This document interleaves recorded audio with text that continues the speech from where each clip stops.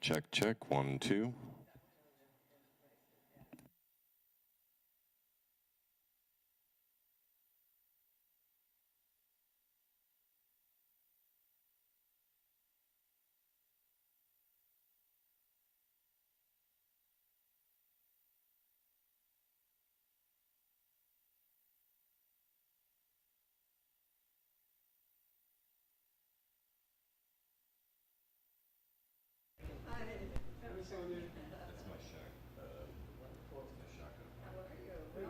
Welcome home. Thank you, yeah, it's nice to be back. You hear that though? Oh, that's a pretty big delay then. Right. Thank you.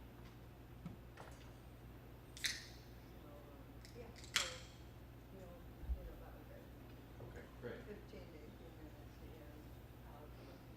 Yep. I didn't take chips.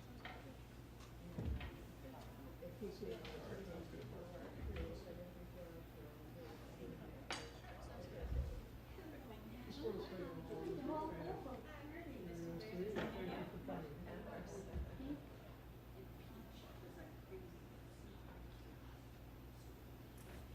Well, I have Keno, but they have, I think Keno.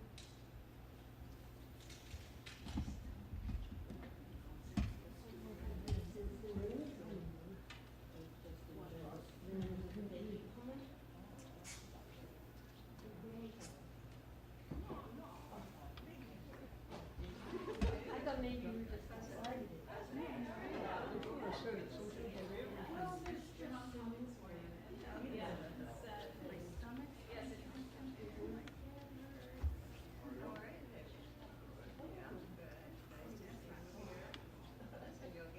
You know, I'm not, I speak Karen, I'm so erratic. You got a lot of choices here. You want a Diet Coke?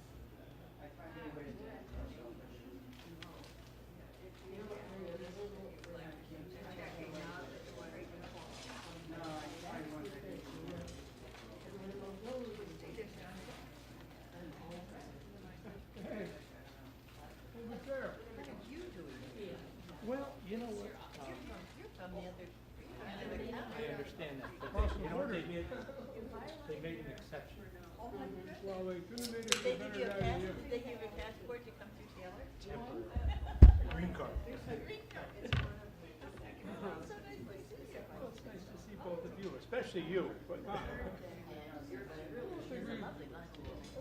yeah, I didn't know they had lunch, I had lunch already. This is my first one, but I've been reading this, and, I get it, because Patricia took a course here, years of photography course, so we're on a night. Go see what that's like. Or, you don't want something, I don't know, because you know. Oh, a lot of good speakers. Yeah. Yeah. Well, the guy asked. Yes. Yeah, she brings them from. Yeah. Wow. Yeah.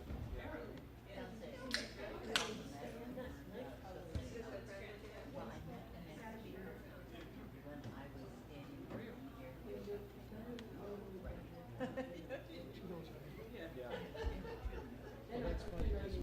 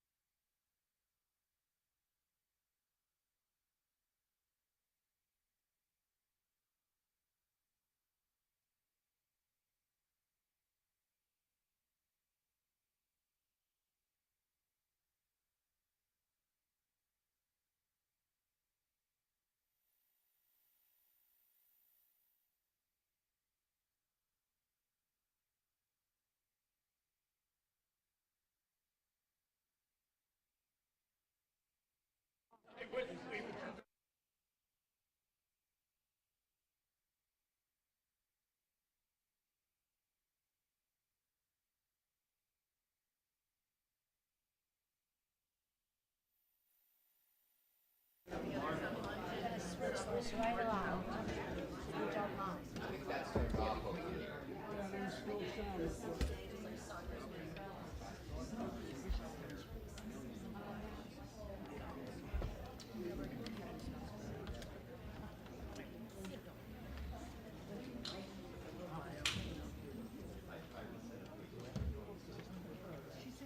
Yeah, it's supposed to be. No, she's really young. Yeah, but he is like, she only got married. No, she's a MSAC. And I followed her on Twitter. Oh, I gotta turn around and excuse my back. No.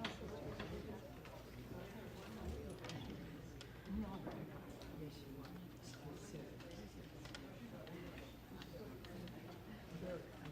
Yeah, I know. I know everything about it.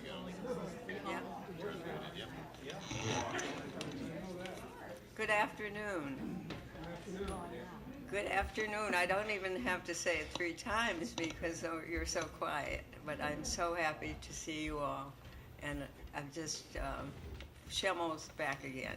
So it's with great enthusiasm that I welcome you to the first almost normal Schemel luncheon seminar in a long time. These last years have been kind of under a cloud. We have had the pandemic, which continues, though we are far better at handling it. And we have the results of Trumpism, which persists, and we are trying to deal with that. Well, our speaker today will certainly confirm just who is living in the White House now. She knew who was living there before. Ashley Parker is the White House Bureau Chief of the Washington Post. After covering 4 years of the Trump administration, she's now covering a very different resident of the White House. The job is surely one of the most important journalistic positions in the country, as we citizens have the right as well as the responsibility to know what the elected officials of our nation are thinking about and acting on. Of course, the leaders want to hear from us too. So it is important that we be able to speak with knowledge about the state of affairs in our nation. And it is our job to do so. And that is why I am so pleased to welcome and honored to have Ashley Parker begin the Schemel Forum fall semester.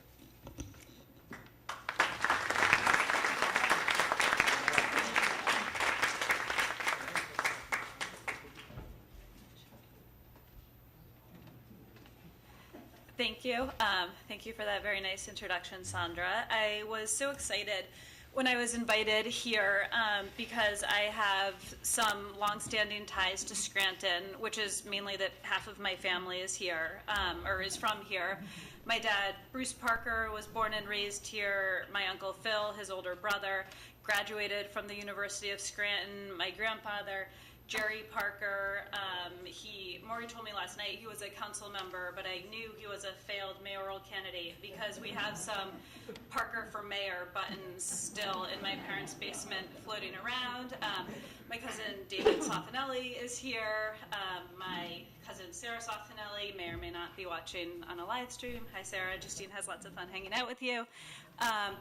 Their mom, Natalie Gelb, I think a lot of you may know her. She informed me this morning that she emailed half of you to come, so I apologize if you were dragged here against your will. And her brother, Michael Gelb, was also born here. She's not here because he's undergoing surgery today, so I'm thinking of them. And also, actually, during COVID, my family caved, and we bought a very short-lived subscription to Ancestry.com to kind of keep us busy. And I found out there was, I don't know if it was like a great-grandfather who, but there was a Parker delicatessen that went out of business. But so I feel like a strong connection to the area. And I have also been back here, ironically not with President Biden, but I came a couple times with former President Trump during the 2016 campaign, where he also had very fervent crowds in Wilkes-Barre. It was some of the kind of most enthusiastic crowds for Trump I had seen when I was covering him on the campaign trail. And I sort of like would look around these gyms and wonder if a third cousin was heckling me from above. So anyhow, I'm going to mainly make this hopefully a Q&A because that may be more interesting to you guys, but I'll just tell you a little bit about my career and covering the White House, and then throw it open to questions. So basically, I graduated from college, and my first job, I was a researcher for Maureen Dowd. She's a New York Times columnist. She's an amazing boss, amazing mentor. I worked for her for 5 years. If there were any students here, I would say 5 years is too long to be an assistant, no matter how wonderful your boss is, but it was a wonderful experience. And then from there, I got hired by the New York Times as a reporter. So I moved to New York. I was a general assignment reporter on the Metro desk. Then I covered Mitt Romney's 2012 campaign. So I traveled all around the country with Mitt Romney, basically living in hotels every night. I think my husband and I, he's also a political journalist. He works for the New York Times. He covers Republicans and Trump.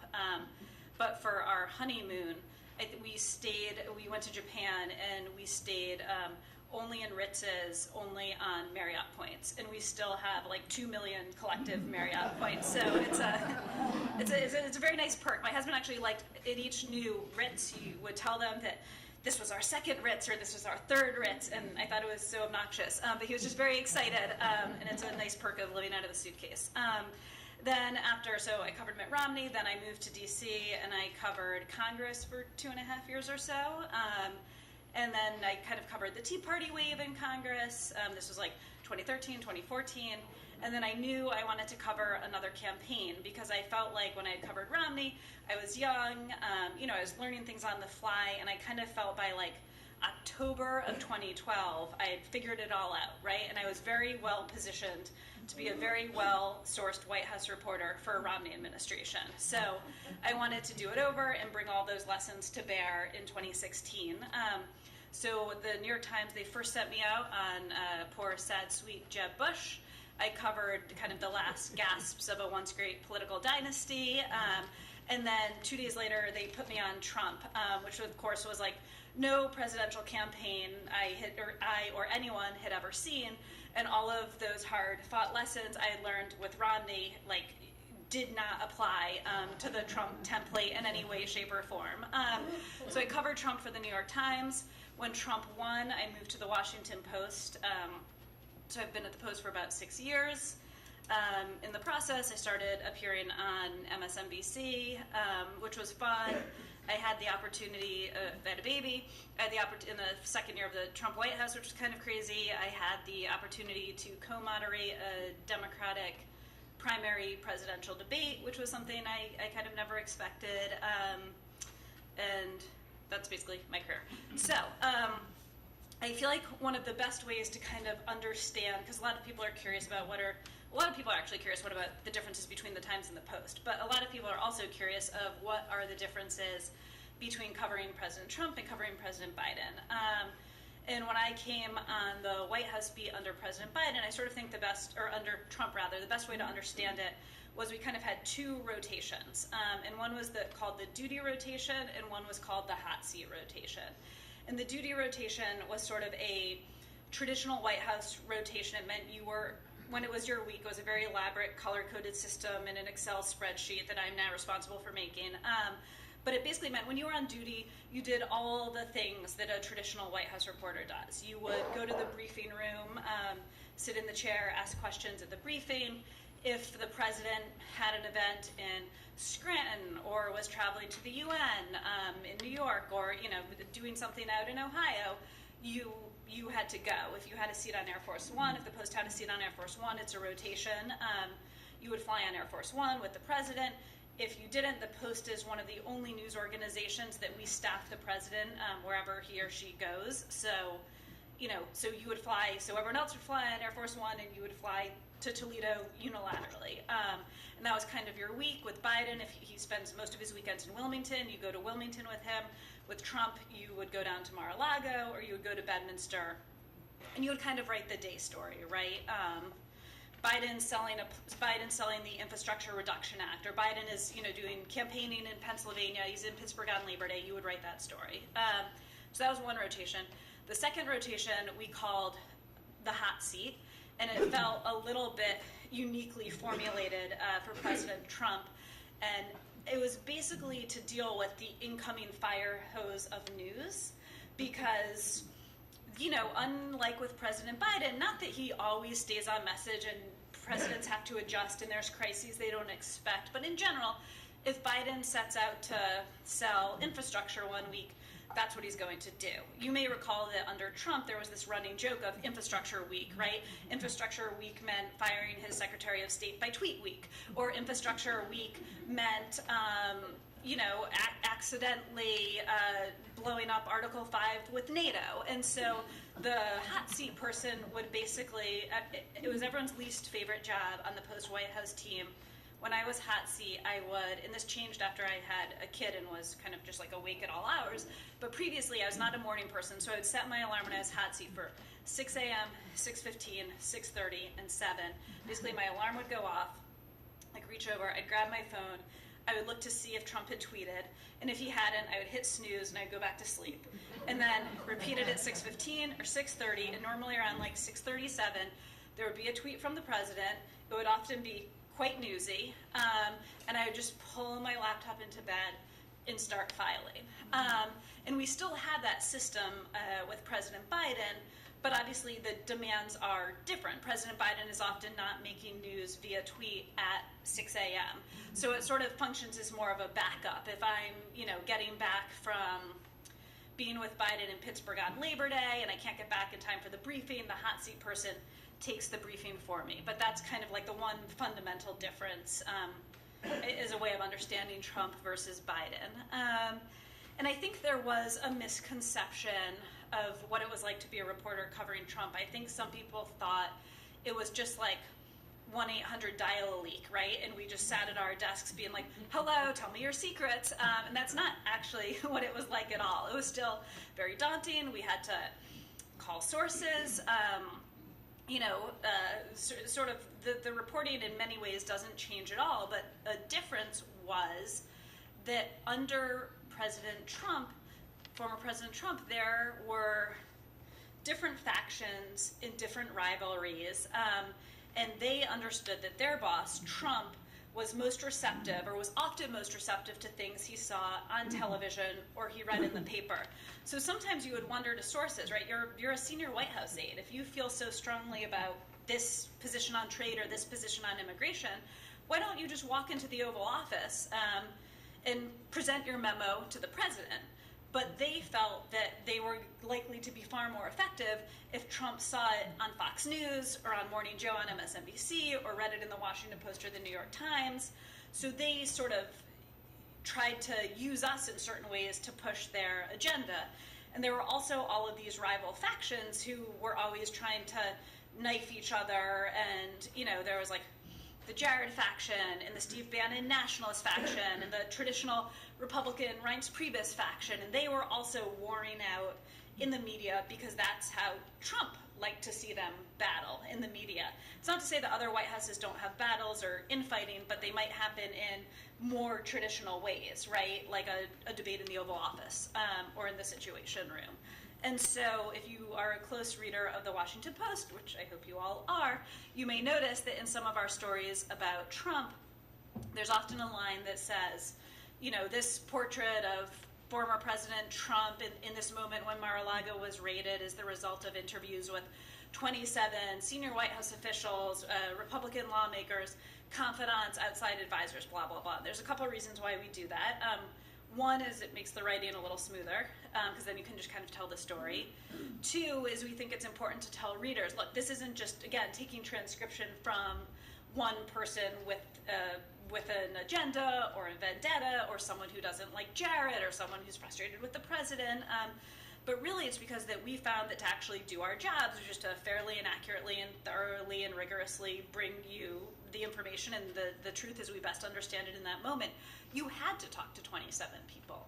Because my understanding, again, Trump was the first White House I covered full-time as a White House reporter. I wrote bits and pieces about Obama. But my understanding was that in previous administrations, there were certain people who, if in George W. Bush, if Karl Rove or Karen Hughes told you something, you'd of course, you'd fact check it, you'd confirm it, you'd run it down, but you could kind of trust it to be true. Same in the Obama administration. If David Axelrod or Valerie Jarrett told you something, you probably assumed, you check it, you confirm it, but you'd assume it was accurate. But we sort of realized that in covering former President Trump, that to really understand what had happened in a meeting, you had to talk to all 6 people who were in the meeting. You had to talk to all, like, 13 people who those people had talked to. You then had to talk to, like, the 22 people who those people had talked to, and you had to balance it all against what you knew about their competing agendas and their rivalries, and also how honest or dishonest they were. And so there were some sources in the Trump White House who were incredibly honest and incredibly helpful behind the scenes. I'm not going to name them and so embarrass them, but there were people who I just believe never lied to me, and were very helpful with saying, this is true, that's not true, let me add some nuance and context, right? So there were those people. There were the people who I thought of kind of as Wikipedia. So they were a really good jumping off point, but you would never alone cite that in a term paper. But, oh, like, this is an interesting start, let me run it down. And then there were sources I kind of thought of as Reddit. So you're kind of going down a rabbit hole, there's a lot of conspiracy theories, but, you know, maybe something interesting or true, a good tip pops up that's worth chasing. So that was kind of how we covered former President Trump.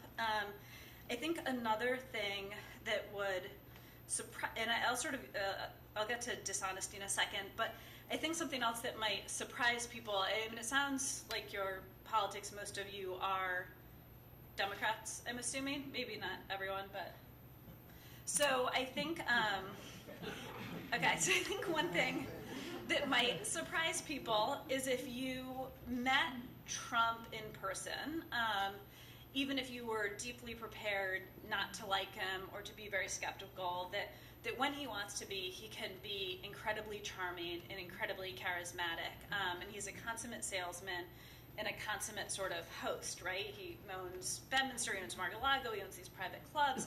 So I would be on Air Force One with Trump, and he would come back on the plane, which a lot of presidents don't do, or they come back very infrequently. He would come back very frequently. And when he would come back, it wasn't like, depending on his mood, but it wasn't like he was the president. It was like he, again, and it wasn't like it was the government's Boeing 747. It was like it was his private Trump Force Air, and he wanted to make sure you were having a good time, right? So he would come back, and is everybody okay? Are they taking care of you? Like, Ashley, you need another Diet Coke? And you sort of felt like if you said, oh yes, I'm parched, that Donald Trump, President Trump, would go and get you a Diet Coke. And he sort of has that side to him, and I think people initially were often confused in some ways that he was, would often shift on policies. But one helpful way to understand him is that he is, as some of his aides had said to me, is he is someone who is sort of always trying to win over the person directly in front of him, and he's trying to get through the minute, the hour, the day, and win. So he would do certain things, and, you know, my editors initially would be like, is this like a, you know, a Chuck Schumer, Mitch McConnell 4D chess move, right? He did this, which makes no sense, because then he's gonna do that, which will also make no sense, and then finally he's gonna do this really brilliant thing, and it's like, no. What he's doing is he's, again, trying to win the minute, the hour, and the day. So that can explain sometimes how he would take 2 diametrically opposed policy positions in the course of a 24-hour period. So after the shooting in Parkland, for instance, the students come up, the survivors come up, and they visit the Oval Office. It's incredibly moving, of course. He's moved. He's also trying to win them over. So, of course, he says, yes, I'm for reasonable gun control, and background checks seem totally legitimate, and why should we have assault rifles on the streets, right? Because that's sort of what he believes in that moment, and that's what he believes that group of people in front of him wants to hear. And so they come out, we're going to get a deal, we're going to get, you know, guns done, and then, you know, 4 hours later, the NRA lobbyist comes in, and now he's trying to win over the lobbyist for the NRA, and what that person wants to hear is quite different. So he says, of course we're not going to take your guns away, right? Like, of course one tragedy in Florida doesn't mean that we upend the Second Amendment. And so everyone's quite confused, right? Because these things are diametrically at odds with one another. But again, if you just understand he's trying to win over whoever is in front of him, it at least explains where those changing positions are coming from. And the interesting thing there is that whenever there was that tension, you saw it on guns, you saw it sometimes on immigration, whenever there was that tension, ultimately, at the end of the day, for as long as I have covered him, he would always retreat back to where his far-right conservative base was. At the end of the day, as much as he is a leader of that movement and can get his supporters to understand campaign slogans and parrot them back faster than any politician I've ever seen in history, he was sort of afraid of crossing them. So he would always go back to that far right base. But kind of speaking of Air Force One, I also think Trump was much more accessible than past presidents and the current president. So Trump, again, used to come back on Air Force One probably a third of the rides to talk to the reporters. He'd talk to us off the record, he'd talk to us on the record, he'd talk to us off the record, and then when he was walking away, he'd say, actually, that's all on the record. And Biden, in the 18 months or so that he's been president, he only came back on Air Force One once the entire time. And again, that's far more common. Obama didn't come back a ton. I don't think George W. Bush, Clinton, H.W. came back a ton. But you did have a lot of access to Trump and kind of knew what he was thinking in that exact moment. And with Trump even, one time I was on the plane, it was a swing out west, and not only did so it was during the Democratic primaries, it was sort of right before COVID happened, it was a 3-day swing out west, and normally Trump likes to sleep in his own bed, so he always, wherever you flew to, you would fly back to DC, so it led to these long days, but we're on the West Coast, so he could stay in Vegas, he could stay in the Trump properties in Vegas. So he had a rally, but there was a Democratic debate going on that night. This was in the moment when these Democratic debates were very exciting. And so he comes back to talk to the press, and he says, did you guys watch the debate? And we're like, no, we're at your rally, right? And he's like, me either, but like I T-voted, and we're like, oh, can we come watch it with you? And he's like, yeah, come on up. So he leads us through Air Force One, right? Like every single staff member, every single Secret Service agent is horrified. And he brings us up to the front cabin. And he also, because he's the consummate host, as he's walking up to the cabin, he's saying to the Air Force One staff, can you bring them some shrimp cocktail and some tiny meatballs? And he sort of didn't understand that the food gets loaded on Air Force One. It's planned weeks in advance. It gets loaded on that afternoon, and they had no idea he was going to host a party with the press in the front cabin. So no meatballs and no shrimp cocktail are forthcoming, and he's very frustrated, and he's asking everyone, his official photographer, and finally they get some very nice Air Force One napkins, and they put potato chips in them. But he brings us up, and he's TiVo'd the debate, and he turned on the Democratic debate, which we all wanted to see, and we watched the Democratic debate with Donald Trump, who does very astute color commentary, right? He's very spot on. He was like, oh man, Elizabeth Warren, she's mean, but she's taking Michael Bloomberg down, that's a good hit, that's gonna stick in voters' minds, and he's spot on. So it's just a totally different experience than President Biden, who's been back once and didn't seem to particularly enjoy that experience. And the other thing that I think is interesting is obviously Trump's reputation for dishonesty at this point precedes him. And he said things all the time that were not true. So did his aides. It's a hallmark of the administration that he's still not accepting the results of a free and fair election.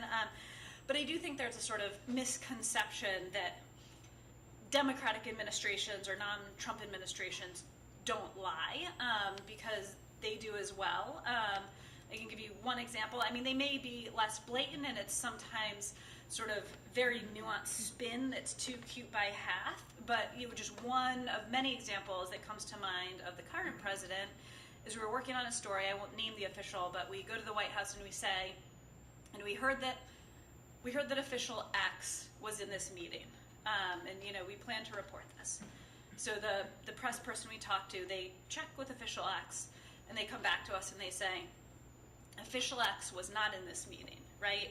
And the fact that you would come to us and say that official X is in this meeting when official X was not in this meeting means that your sources are horrible, you need to double check your sources, you need to double check everything in that article, how are you trusting these people? So that's weird, because we really felt confident official X was in that meeting, but we'll go back, we'll re-report this. So we re-report it, and we find out that official X was not physically in the meeting, but that official acts called in via Zoom, which, based on my definition, means that they were in the meeting and they were participating in the meeting. And so, again, it's a little more nuanced, but every administration, Democratic, Republican, pre-Trump, Trump, certainly post-Trump, has their own way of spinning and misleading the press when it suits their purposes. And then Biden, of course, is a much more traditional candidate, much more traditional president. He, his staff is very insular. He has about half a dozen mainly white guys, mainly older white guys, who have been with him for decades, many of since he was, worked for him on the Senate Judiciary Committee. And they're sort of his core group of people. You can argue that's good or bad. He obviously instills tremendous loyalty in the people who have worked for him and the people he's known for a while. It can also be insular and frustrating for people who want to come in and think they have fresh ideas. And even sort of these people, who you'll talk to them and they have worked for Biden or been in his orbit for 12 years and they're like the newbie, right? Like he's just getting comfortable with them. So it's just a very different dynamic where in certain ways everyone with Trump was new because he'd never run for anything before, right? He woke up, he wanted to run for something, he ran for president, he won. He didn't really know anyone. Unlike Biden, he didn't have years of being the Senate Judiciary Committee or a councilman from Delaware or a vice president and having all of that staff and infrastructure. So kind of everyone in Trump's world in a lot of ways were either political novices or people who had been in politics for a while but who he didn't really trust. Whereas Biden, it's quite the opposite.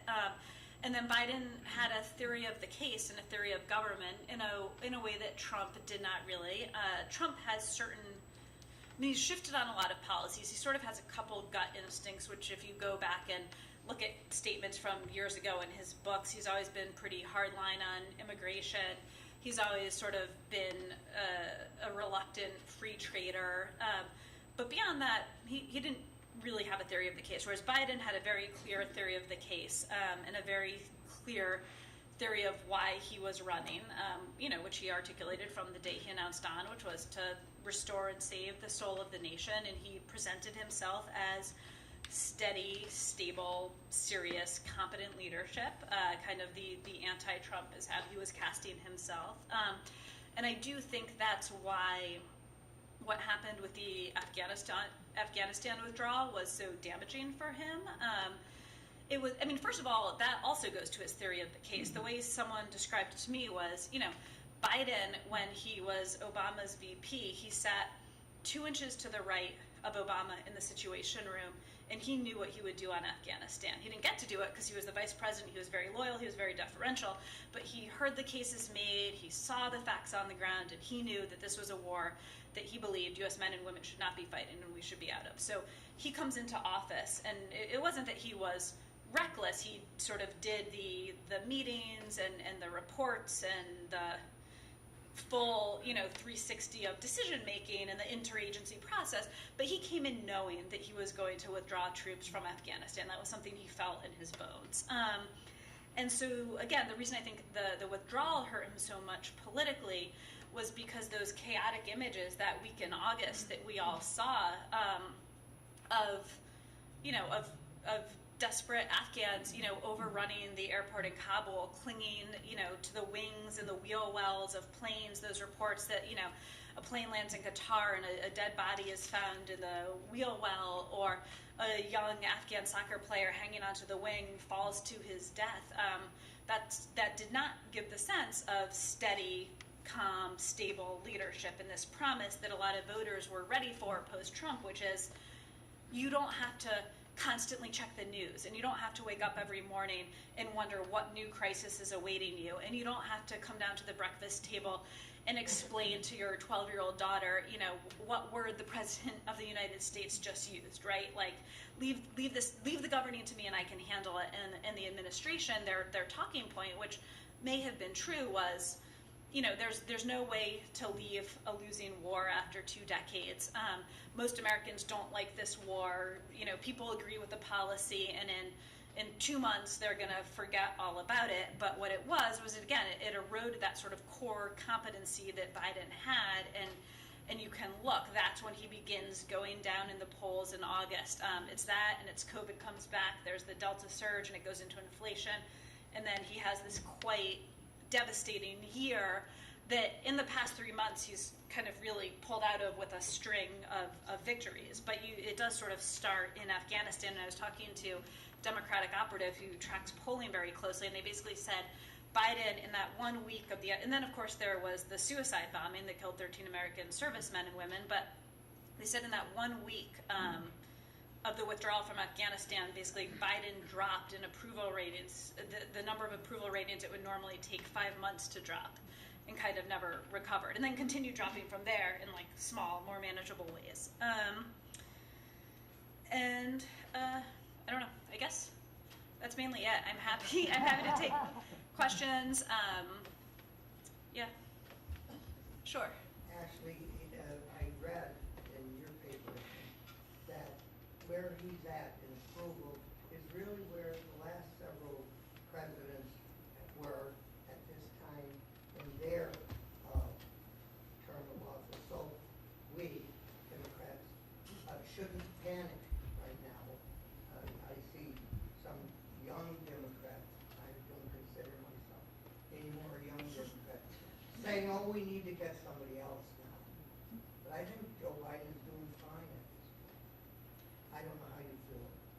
I mean, I think I've been looking, I was looking at polling for something I'm writing. I do know he had sort of hit a low, like one of the lowest. I mean, again, it sort of, it depends on the poll, and it depends on the moment, and you can cut polls many different ways, right? So, there was something that, like, according to a Gallup poll, he was the lowest ever since, I don't know if it was like World War I or what it was, in sort of like the 6th quarter of his presidency, right? Which sounds bad. I mean, I think it objectively is bad.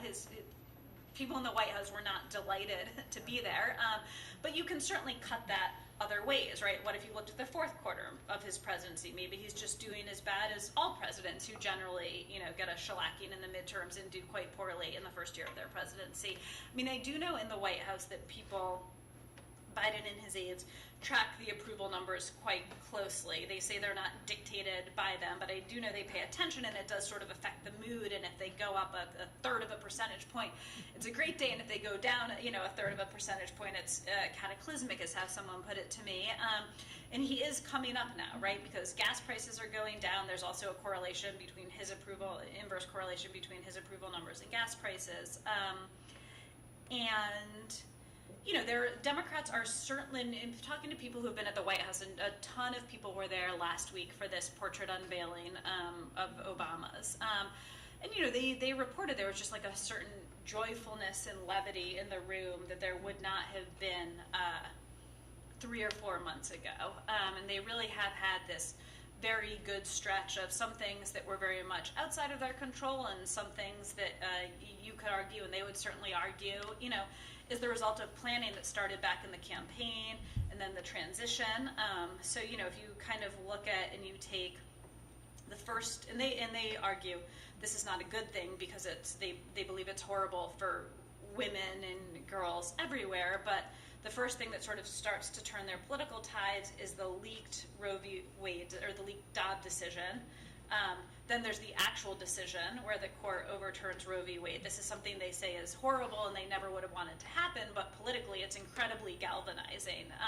And Biden's aides recognize that right away, that, there was this moment, and we wrote about it at the Post, where for 2 weeks Biden really, after the decision was announced, did not come out sort of as forcefully as a lot of Democrats and pro-choice women wanted, or abortion rights women wanted to see.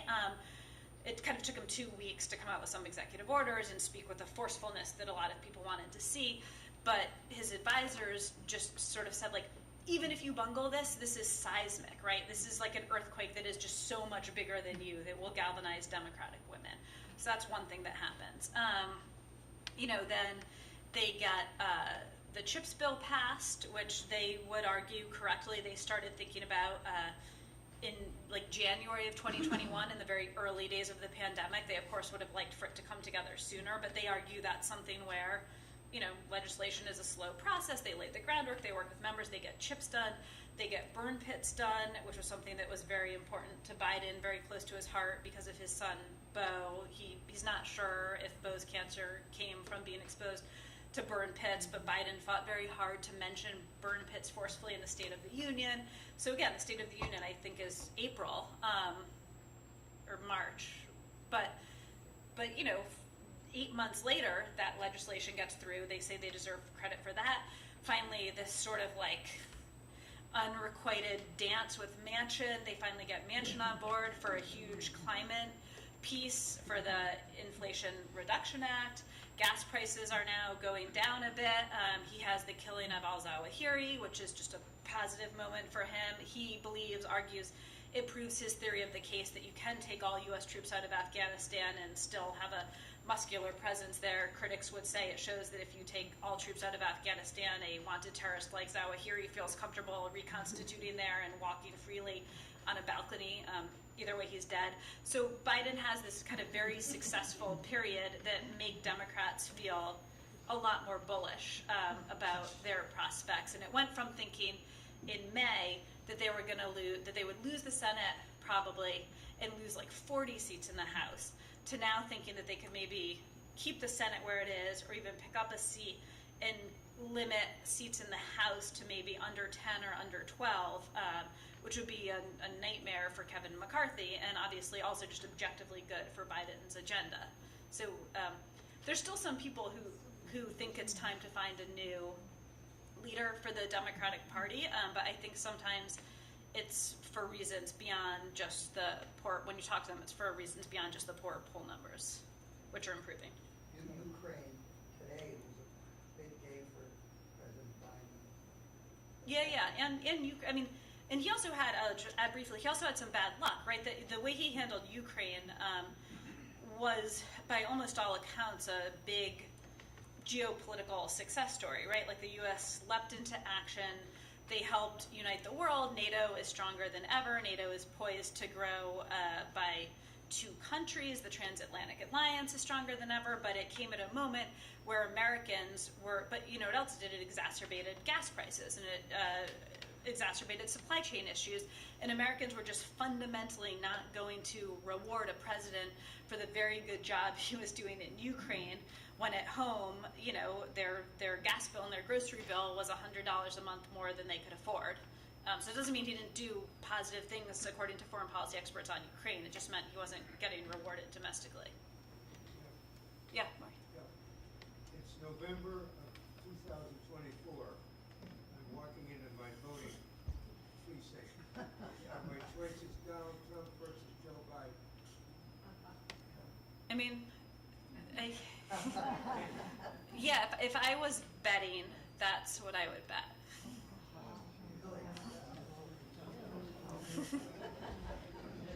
Yeah.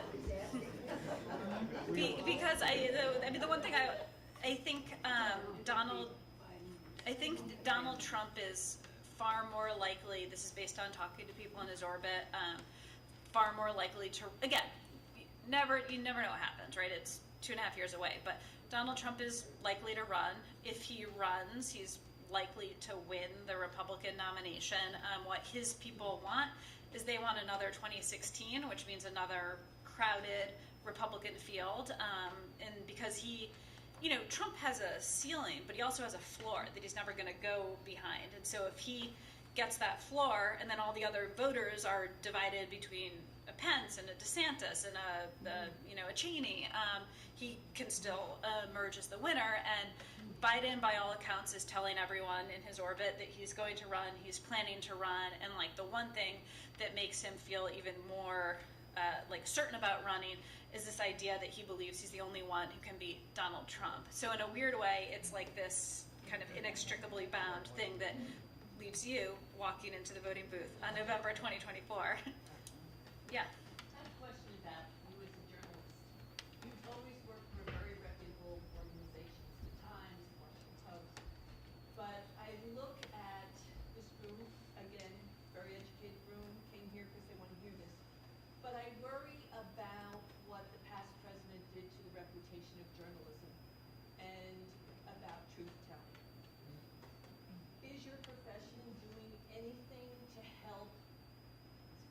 rebuild that reputation or even teach people the difference between opinion and news? Yeah.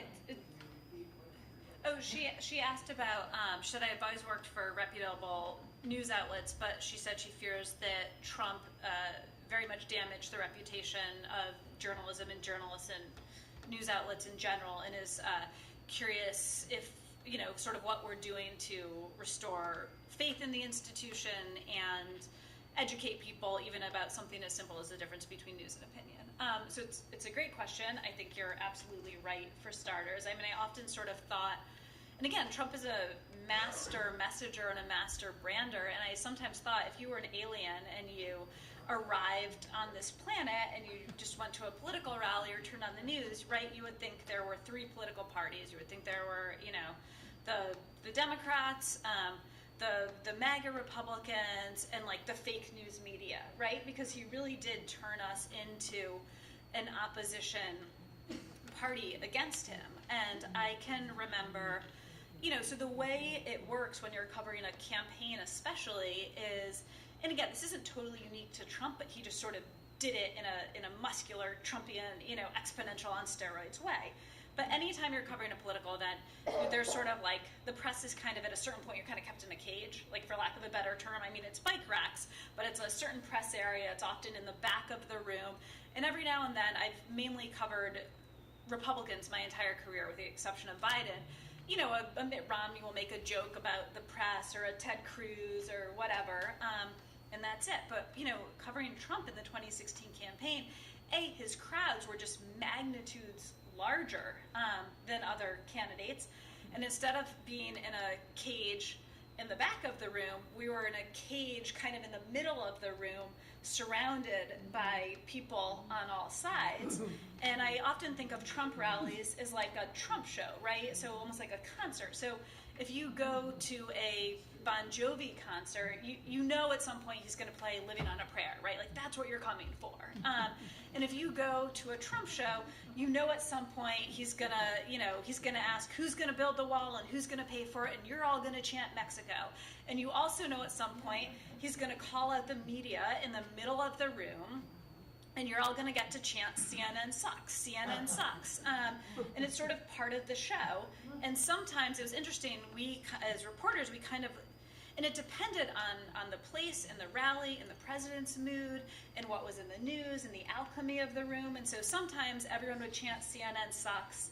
And then, you know, the people on their way out of the rallies would come up and say, you know, but they were smiling, right? And they would say, you know, no offense, ma'am, you know, like, I'm sure you're doing a great job. And it was very friendly. And then there were other moments when it felt like incredibly hostile. And the TV networks got personal security for their TV correspondents to get in and out of those rallies. I mean, I was lucky because as a print reporter, nobody knows what I look like. And I appear on MSNBC, which nobody, like, if you're a conservative, you don't hate watch MSNBC, you just don't watch it, right? So, but I remember one time at a rally in San Diego during the 2016 campaign, I'm sitting there, and I worked for the New York Times then, and a story had just posted that I think was critical about the campaign, the Trump campaign, had some details in it he didn't like. And so, you know, I wrote it with my then colleague, Maggie Haberman, and he says, you know, the New York Times just posted this horrible article. Has anyone seen it? And I was like, boo. And he said, you know, it's written by a woman named Haberman and a woman named Parker. And, you know, I was like, boo. And then he's like, you know, are they here? Is Haberman here? Is Parker here? And it just so happened that, like, a very helpful Trump staffer had written, like, laminated, like, cards this size with all of our names on them. And so I'm sitting there in the front row, you know, with my Parker card, and I just very discreetly, like, slip it under my laptop. And, you know, everyone's like, is she here, Parker? And I just, like looked around, like, yeah, is she here? And it was fine, because no one knew what I looked like. But it's just a very different dynamic. And then I'll answer your question. But one other thing is, next Tuesday, I'm taking the Washington Post is doing and again, this isn't totally unique to Trump. I think it's just unique to the current, like, moment in politics and in the country.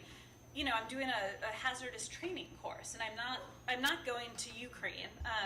actually, I very briefly volunteered to go to Ukraine, and everyone's like, no, that's like, you're being crazy. We're not going to send you. But normally you take a hazardous environment training class because you're going to a war zone, and you need to learn how to cover a war zone. And now we have decided, as have a lot of other news organizations, that if you're going to be out there covering politics, right, like, you need hazardous environment training. You need to know what to do if there's a shooting, what to do if there's something like January 6th, what to do if someone, Democratic or Republican or whatever, gets in your face and is heckling you with a camera. And it's just a very different dynamic of when I thought it was going to be a political report. And the final thing, and I know Sandra has a question as well, is that, to answer your question, I think the Post and other news organizations do understand that, like, we just, in this moment of declining trust and faith in institutions, which has been accelerated by a former president who has sort of thrown gasoline and lit that on fire, you know, we don't have the ability to say, well, we're the Washington Post and we gave this statement 3 Pinocchios, so you know it's not true. And I think we are trying to be more transparent about our journalism and our process and explaining, you know, this is how we did this story, or when we call an election, or when the Associated Press calls an election, it's not just the Associated Press from on high, you know, magically giving a verdict, because why should anyone trust the Associated Press? We took it for years that you would, you know, they're a non-biased organization, but they're trying to explain, here's how we do it, here's how we count the delegates, here's how we get the votes, here's how we make this decision, here's why we decided, you know, here's why Fox News decided to call Arizona for Biden instead of Trump. And Fox News, because when they did that on election night, there was such outcry, they literally sent their sort of data and polling guy on the air to explain to the Fox viewers, right? Like, we didn't just say this magical thing because we wanted Biden to win Arizona, right? We looked at the data and we looked at the precincts, and this is how we made this decision. And so I do think there is an effort to do things like that, to be as transparent as possible, because we don't get the benefit of the doubt as the media. That maybe we shouldn't, right? We need to work to earn that trust. And even stuff as simple as, I mean, I sort of always assumed, because I grew up in journalism, if a story begins, you know, Scranton dash, like, what that means is the reporter was on the ground in Scranton reporting it. I know that because I'm a journalist. I don't know if my mom knows that. I don't know that my mom should know that, right? And so to us on stories, we think, well, oh, that explains that the reporter actually traveled there, they talked to voters in Scranton, but if the reader doesn't know it, like, it's all kind of meaningless. So it's also working to find ways for the reader to understand what these things mean and why we're doing what we're doing. Sandra? I think we have this more uninformed opinions that just keep rushing after, you know, whether it's in Afghanistan, you know, maybe people knew that we should be out of Afghanistan, but then somebody had to do it, and Biden didn't have to do it, so he's down. And it just, the reactions are rolling in, and I just wonder, if, as, you know, from your perspective, is this like a blast of maybe somewhat uninformed opinion? You know, I mean, I think That's a soft and endearing voice. May we hear the question? Sandra had basically asked that she thinks that it feels like there's just a rolling blast of uninformed opinions coming in, and is curious if I think that's the case. You know, I mean, this is sort of very obvious, but I just think there's now so many ways, especially with like the decimation of local news, there's just so many ways, and this is like a very natural human tendency anyhow, but that you can just very actively seek out a life that only reinforces your existing worldview. And so, you know, if you think the pull-out of Afghanistan was a disaster, you can only watch television and only read articles and only go to blogs and only follow people on Facebook who share that exact view, and maybe even some conspiracy theories about why. And again, if you believe that it was this huge success and no one could have done it better than Joe Biden, and that there's no good way to leave a losing war, and Joe Biden left it in the best way possible, and he is a hero who American troops will be thanking for decades to come, you can only watch well, actually, would have been hard to only watch TV that said that, but you can still go read things and go on blogs and talk to people who very much share that view. And that, again, that is a challenge of the media, because we, again, like at the Washington Post, and where I used to work at the New York Times, strive to write stories that are fair and thorough and unbiased, and hold power to account and inform an electorate. But I can't force you to read it, and I can't force you to believe it, nor is that really my job. But it is important, obviously, for a functioning democracy. You're in the red. This is a little different. I'm always curious when they come up with a story and say, we haven't been able to verify. What does that entail? And when you come onto a job, are sources given to you, and you have to develop all your sources? That kind of. Yeah. I wish they were given to me, although I actually will. I mean, it depends. I will. You kind of have to get sourced up on your own, but I will say, to give you an example, my colleague Ann Guerin, she was on the White House team. She was fantastic. She covered foreign policy, and she handled a lot of the foreign policy aspects of the White House. And she, about a year ago, she just wanted a career change. She sort of felt like she had one last act, and she went to a consulting firm in D.C. And so there was just no one on our White House team who knew anything in a meaningful way about foreign policy. And so there's this war in Ukraine heating up, and my editors were like, Ashley, like, you're gonna handle Ukraine. and like I was like, okay, right? I was like, I'm happy to do it, but like, you should just be aware that I have, I'm not gonna be able to give you a nuanced explanation of Donbass versus Donetsk, and so they said, like, well, no, neither can anyone else on the team. So like, someone has to figure it out. It might as well be you. So in that case, she hadn't gone to a competing organization. She's a very close friend of mine. She had very positive feelings towards the Washington Post. So I basically called her. I was like, I'm gonna buy you lunch, and like, you're just gonna tell me all of your sources, right? And I was like, you don't have to tell me like a top secret source at the NSC who want you to, or you wouldn't want to share, but like, anything you could do to help me get up to speed to this land war that's about to break out that I know absolutely nothing about. And I mean, we literally got lunch, and she just like opened up her Rolodex and was like, here's this person, and call this person, and this person's really smart about this, and this is a good expert, but they're very hawkish, so keep that in mind, and just told me everything. So again, if you have good colleagues, and I'm lucky at the Post that I have wonderful colleagues, when you move on to a beat, you have colleagues who want to help you. We have someone who just joined the White House team, and one thing we're all trying to do is, if we have a source dinner or a source breakfast, again, assuming it's not super sensitive, is invite her along so she can meet these people as well. But it's very much up to you to get sourced yourself, and then of course, if you have an organization with a good culture, they will help you. And the have not verified it yet. That's a really good question. I mean, in general, news organizations don't like to report things that they haven't verified, but sometimes something is just such a huge story that and people are responding to it that you can't ignore it. And so again, so for instance, the Washington Post, early on after the Mar-a-Lago raid, one of the things we broke initially was that one of the things that the FBI and the Justice Department were looking for were classified documents related to nuclear weapons. And for, I don't know exactly how long, but for a couple days or so, we were the only outlet to have reported that. But something like that, it was dominating the news. It was changing the meaning of the story, and sort of what the stakes were. And so you did see other news organizations who are trying to confirm it, but in the process, they haven't yet confirmed it. But they still have to kind of address it. You just can't pretend it's not happening. So that's why you'll sometimes see that line, as the Washington Post reported, we have not yet verified.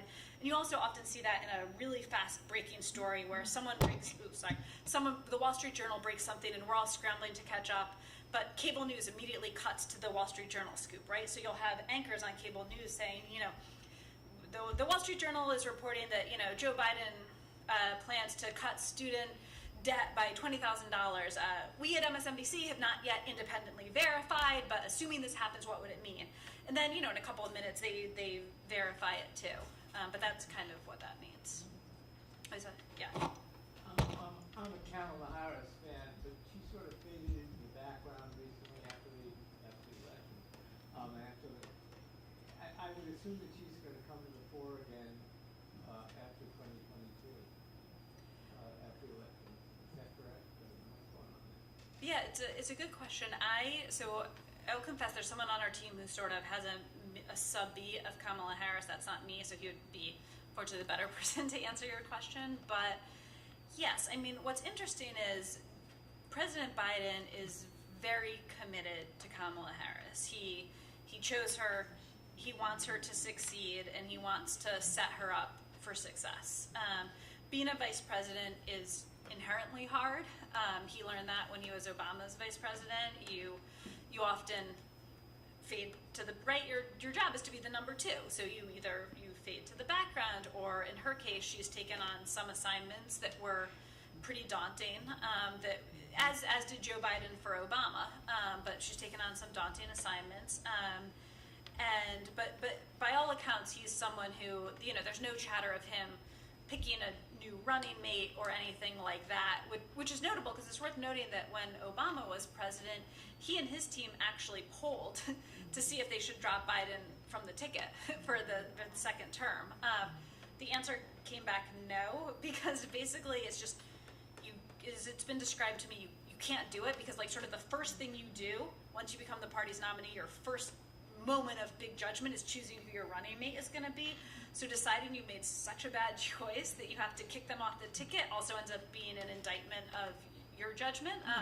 But that happened. None of that is happening now. What's interesting is there are a lot of Democrats, I guess, unlike yourself, who feel uncertain that she would be the best leader of the party and best nominee if Biden were to decide to only run for one term. And there's a lot of concern around there of what it means, because she's sort of the heir apparent, right? She's the vice president. It's not that the party is going to just hand her the nomination, but it does create a slightly more awkward dynamic for people who don't necessarily think she could win a general election. Yeah. Can I ask you a personal question? Sure. An awful 4 years under Trump. Did you end up with an ulcer? So I loved covering Biden, and I loved covering Trump. They were very different, obviously. It's funny, I kind of think I can't believe when Trump, so I met my husband kind of covering politics. At the time, he worked for the Wall Street Journal covering the White House. I worked for the Washington Post. Now he works for the New York Times, where I used to work.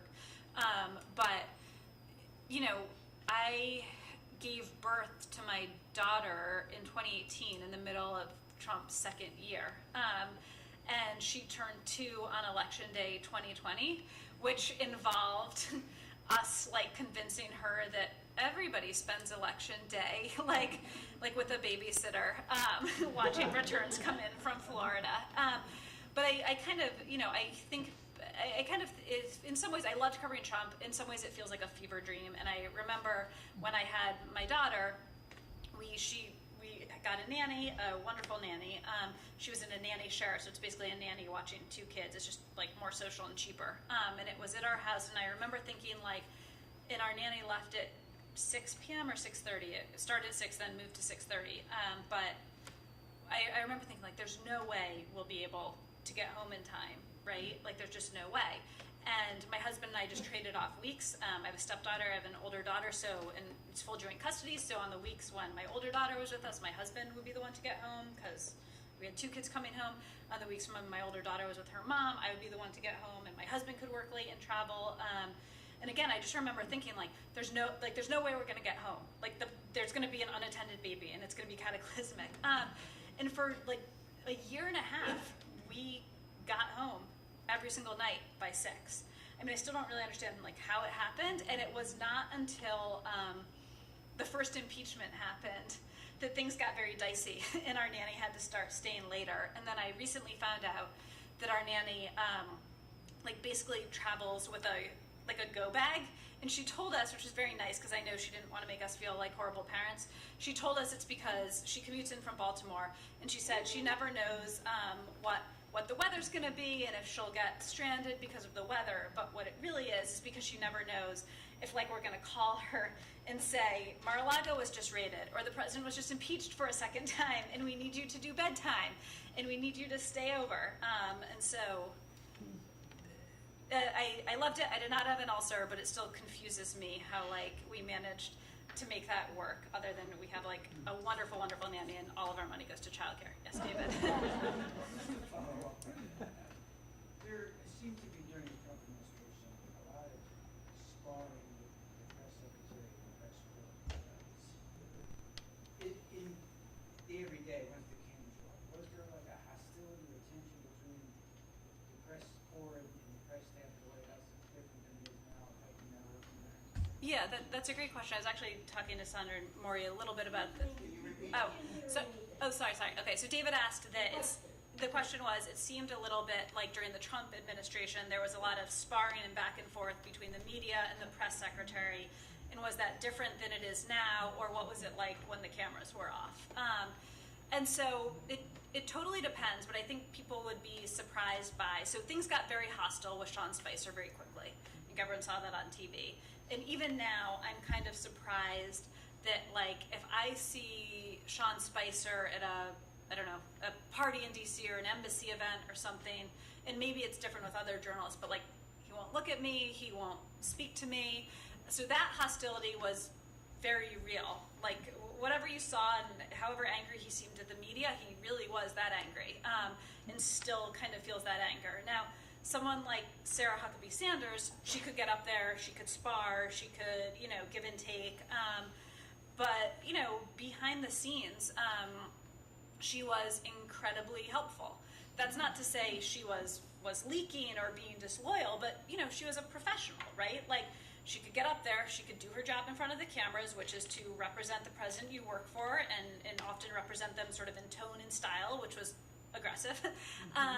And then behind the scenes, she could understand that her job was to try to help shape stories, to look as good as possible for her boss, but to also be honest, because as a professional, she understood that if she lied to us, she would sort of lose that credibility. And the next time she told us, you can't print that, well, her word wouldn't go as far as it did when she was honest. And she was also, again, and you sort of, also to answer your question about sourcing, you bond with people and sources in kind of whatever ways you can, right? It might be you both cheer for the Cleveland Browns, or it might be you're both parents. And she was like a mother of three, so she was also very human in that way of, like, you're trying to reach her and she's calling you back and she's like, I'm so sorry, my youngest son just had like an incredibly high fever and I had to run to the emergency room with him. So that was like a much more real human relationship. And obviously Jen Psaki was, she's smart, she could get up there, she could give as good as she could take it. I think most people liked Jen Psaki, respected her for not being dishonest. But it's inherently a tense relationship and inherently a little bit of a combative relationship. But you're right, it can be very different when the cameras are off. Let me follow up on that. Are there ever any instances where one news source goes to another news source for information or verification? For example, the Washington Post goes to the New York Times and says, hey, you have some information, can you help us out? I wish. No, I will say all of these news organizations were very collegial and collaborative. But no, you could never do that. Like, what I do is I see a New York Times thing and I think like who would have told that reporter that, right? Like, I think it's this person, and then I'll try to call them. And when I was covering campaigns and people were kind of curious what it's like to cover a campaign, I always described it is because you're living on the road, you're covering a candidate, you're with all of these people who are your professional rivals, but you're often, as a group of rivals, like more at odds with the candidate than you are with each other. So I always kind of thought of it as being on like a rolling party bus of frenemies, right? So most of the time you're trying to get Romney to do a press conference, he doesn't want to do it, and you're all aligned, but then suddenly like someone gets a scoop and you're all so pissed at that person because you were about to, go out for a nice dinner, and now you all have to start calling sources. So there's that sort of dynamic, but no, unfortunately, yeah.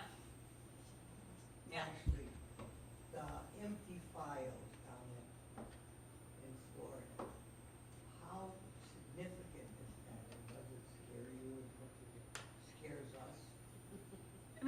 certainly think it's, I mean, what it does, it's certainly significant, and what it does is it just raises more questions, right? Because we don't really know now why they're empty. We're, you know, there's a world in which the packing was, these are all just hypotheticals, right? But we just don't know. And that seems to be what has alarmed the people in the Biden administration who are doing the kind of like intelligence damage assessment. Because, you know, is there a world in which the files were empty when they were brought to Mar-a-Lago because Trump had decided he wasn't leaving office and packing was very chaotic and someone just swept up everything on his desk in there and it's a bunch of empty files? Sure. Is it possible that the files are empty because he knew that the Justice Department wanted information back and so he further hid the files and brought them up to Bedminster? Just nobody knows, and that seems to be the thing that, according to the experts doing the damage assessment, is so concerning. So I continue. With all these investigations, do you feel Trump will charge with any charges and maybe make him ineligible to be reelected? Someone was asking me that the other day. I mean, so I will say I've not been reporting on this as much firsthand just because I cover Biden, so I don't have as much sort of like firsthand visibility, but if I were betting, I feel like it is less likely that he is charged or convicted in a way that prevents him from running for president. But again, there's a ton of investigations, so yeah. Oh yeah. Would you be willing to share with us what your day was like on January 6th? Yeah. So I was not, it's interesting, I live pretty close to the Capitol, but I was not at the Capitol or covering the Capitol that day. So my daughter, who again was probably like, I don't know, 2 or 3 at the time, but with a nanny, this was during COVID, and so our nanny and her friend and a couple little kids, they actually always used to go up to the Capitol and just play on the grass outside of the Capitol. That's where they went every single day during COVID because it wasn't a playground, it was germ-free, it was a big open space, they were outdoors, and we sort of, our nanny too, right, like living in Baltimore, but obviously following the news in DC, we sort of all kind of, as things progressed, we all just sort of decided that was no longer a good area for the kids to play in. So there was like a little sense of foreshadowing that you shouldn't have like 3 2.5-year-olds there in the weeks leading up to it. So they hadn't been going there. And this was in the height of COVID, so I was working from home. I think my husband was working from home. My older daughter was like homeschooling from home. We were running like an in-home daycare center from home. So like everyone's in the house, and I just remember kind of watching it. I mean, it was happening just blocks away, but I like the rest of America, I just watched it all unfold on TV. And I was just so shocked. I mean, whatever. I was shocked throughout, but I had covered Congress, and Congress is just so strict with decorum. Like the speaker's lobby. I don't know why this was the thing that stuck out in my mind, but the speaker's lobby, when I covered Congress, is this area. It's very ornate, and if you're a reporter covering Congress, you can go in there. It's just off the floor of the House chamber, and you can try to kind of get House members to come out and talk to you and interview them there for votes. It's like a good place to try to grab members. But to go in, very strict. Women can't be wearing like bare shoulders. If you have bare shoulders, they ask you to leave. Men have to have ties. I feel like one day I was like, technically, I would argue, dressed appropriately, but the combination of my corduroys, my cowboy boots, and my sweater was somehow like inappropriate in the collective, and I was asked to leave. So anyhow, it's just like to move around the Capitol, there's all of these rules of where you can't, and I just remember being stunned to see the Capitol like overrun in this way, right? And I remember when Ashley Babbitt was shot, you're watching on live TV, and she's trying to like break into the speaker's lobby, and I was just thinking like, I couldn't go in there in cowboy boots, right? And now people like, I was just sort of like, it's weird the things you remember, but it just felt like the entire like Capitol and Congress, as I understood it, had been upended. And then of course I had colleagues and friends who covered Congress, and I was thinking about them, but I was also not bothering them because I figured they had like bigger things to deal with. Actually, I have one more question. What happened with the Supreme Court? I believe it's mobilized, or hopefully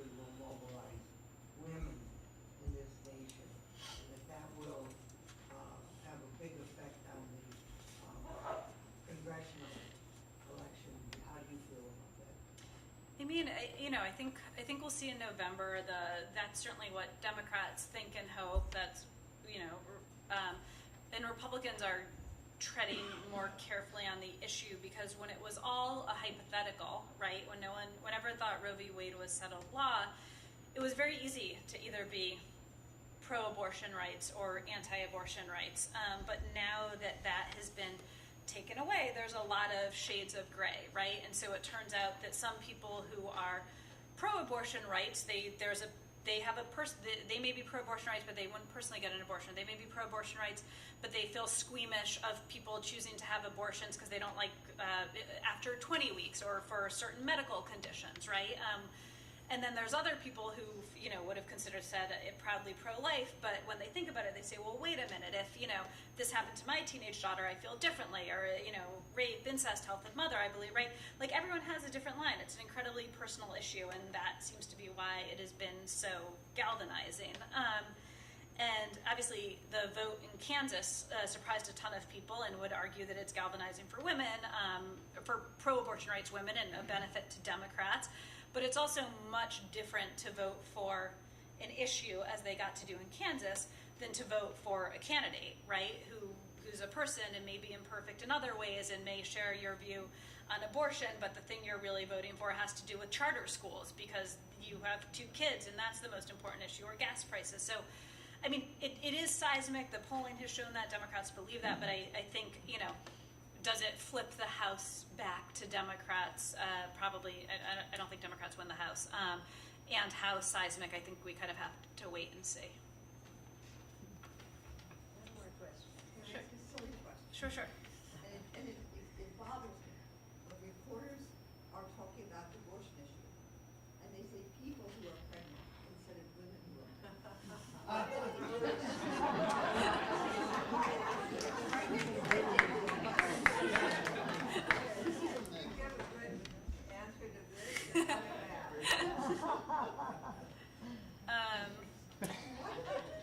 I think I'm probably not going to be the best person to answer this question, but I think the reason people say that is because they're trying to be very inclusive to a community that could include, I guess would be trans men who are biologically capable of carrying children. But you are correct that the majority of people who are pregnant are biologically women. I think that's right.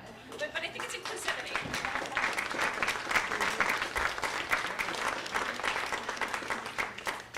Thank you so much. I think, don't you all feel like insiders now? We know, we've heard from the inside valuable information that makes us better citizens. Let's hope that.